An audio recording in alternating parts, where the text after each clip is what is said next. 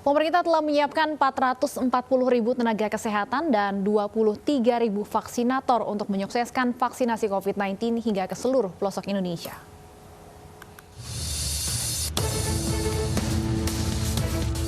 Upaya pemerintah dalam menyiapkan vaksin COVID-19 terus dilakukan.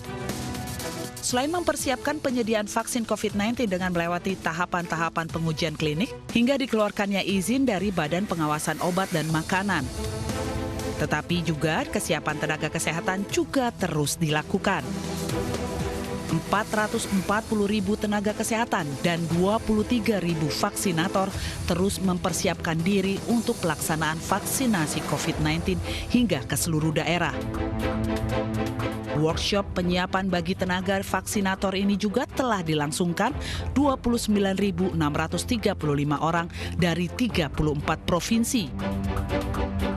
Pemerintah menyiapkan mulai dari prosedur tetap, SDM, logistik, dan simulasi pelaksanaan program vaksinasi COVID-19. 23.145 vaksinator di 10.134 puskesmas, ditambah dokter dan perawat di rumah sakit yang disiapkan untuk program vaksinasi mendatang. Kementerian Kesehatan telah mempersiapkan semua kebutuhan untuk para vaksinator. Tentang APD, Kemenkes juga menyiapkan untuk sosialisasi ke seluruh pelatihan vaksinator ini sekaligus penyediaan cold chain, logistik pendukung termasuk APD level 1-nya.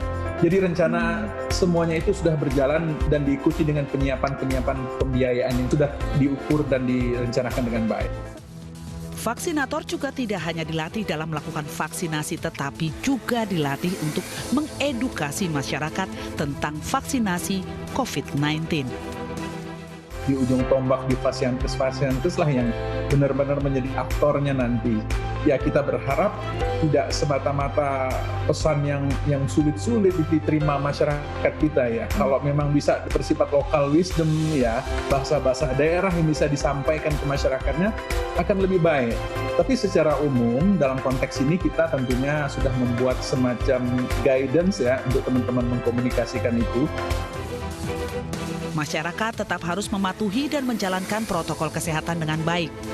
Menjalankan 3M adalah paling ampuh dari semua upaya-upaya yang selama ini diyakini dapat memberikan perlindungan pada masyarakat. Tim Liputan iNews melaporkan. Lalu siapa saja yang bisa menjadi vaksinator? Kita akan membahasnya dengan Profesor Dr. Iris Rengganis, konsultan imunologi sekaligus Ketua Tim Vaksinasi COVID-19 PBID. Selamat siang, Prof. Iris. Selamat siang. Baik, Prof. Keahlian apa yang dibutuhkan untuk bisa menjadi vaksinator khususnya COVID-19 ini, Prof? Ya, untuk seorang vaksinator, ya tentu saja memerlukan bisa edukasi promosi kesehatan. Ini penting sekali ya, bagaimana cara mengedukasi. Ini yang paling penting ya, bagaimana kita memberitahu kepada masyarakat pentingnya imunisasi dan juga kita bagaimana kalau kita menghadapi kendala. Ya, kendala-kendala itu kita juga harus kuasai di lapangan nantinya. Selain keahlian menyuntik. Kalau keahlian penyuntikan saya kira semua dokter juga sudah bisa ya, tetapi tidak cukup hanya keahlian menyuntik. Ya justru nanti kita bagaimana kalau terjadi reaksi-reaksi akibat penyuntikan itu. Itu yang penting sekali kita tahu, karena itu pengetahuan dasar vaksinasi atau basic knowledge in vaccination itu sangat penting sekali. Ya dipunyai oleh seorang vaksinator. Siapapun dia, vaksinator terutama tentunya dokter, tetapi bidan dan perawat juga boleh menyuntik di bawah pengawasan dokter. Ya karena itu mereka juga sebaiknya dilengkapi dengan pengetahuan dasar daripada vaksinasi. Kemudian selain itu juga kemampuan mengelola dan menyimpan vaksin. Jangan sampai salah menyimpan vaksin. Harus di min 2-8 derajat atau di min 70 derajat Celcius ya. Jadi kita harus tahu vaksin-vaksin yang ini disimpan di mana lokasinya. Jadi jangan sampai salah lokasi, karena yang harusnya min 70 misalnya kita simpan di min di 2-8 derajat, tentu akan vaksin itu akan menjadi rusak ya. Jadi itu yang tidak kita kita tidak tolerir lagi, vaksin itu akhirnya terbuang. Ya sayang gitu kan. Sebaiknya semua vaksinator mengetahui storage and handling vaccine skill ya. Jadi itu juga harus dipelajari tentunya. Dan selain itu pengetahuan spesifik vaksin yang akan diberikan. Misalnya vaksin ini Sinovac, yang ini Pfizer, yang ini Moderna, dan lain-lain sebagainya. Karena setiap vaksin itu mempunyai sendiri-sendiri cara penyuntikannya, penyimpanannya, dan efek simpangnya. Jadi itu yang harus kita pelajari dari setiap vaksin yang akan dilakukan penyuntikan kepada siapapun. Nah, yang kedua, sebetulnya ada yang dibutuhkan oleh seorang vaksinator, yaitu satu pelatihan. Pelatihan itu sangat dibutuhkan. Ya, seharusnya sesuai dengan skill yang dibutuhkan.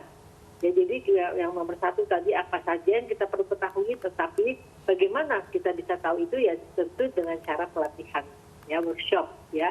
Nah, workshop itu tentu meliputi komunikasi dan edukasi, ya termasuk cara handling objection. Ya, jadi itu penting banget ya untuk seorang vaksinator. Berapa lama pelatihan yang akan diberikan nantinya, Prof?